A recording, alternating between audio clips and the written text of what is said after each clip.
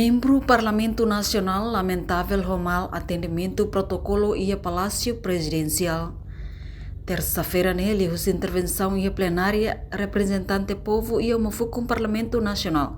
Questiona atendimento protocolo do Palácio Presidencial Niang, ba convidado Sira e a cerimônia com a Batais Fórum Ladundiak. Também o governo atau encaminha assunto neba ia civi Casa Civil atau o insamak bele hadia dia liutang ia futuro. Palácio Presidencial.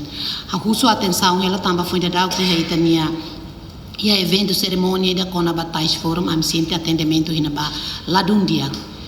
Ami husu para a excelência vice-ministro atu encaminha ela ba servir Casa Civil atu tau atenção ba assunto serane tamba seda atendimento ine bema khalo ba ita wahira tama ba ia cerimônia ne lite kita tunsai hanesa la conhece ita ya laos dia atendimento ne ba deputado dek me beba povo ain tana ni damos wahira tama hina ba favorita atende hodi dia tamba atendimento ida ne laos ia palácio ia dek sala reunião conferência me beto ia fatem coquetelmos how observa katakla diak nebe ami husu la excelência hatu beleng kami ela ba servir Casa Civil ba weng hatu tau ita nasang ita nian sala ita fohanoi malu ba ita hodi hadia dek tuirma.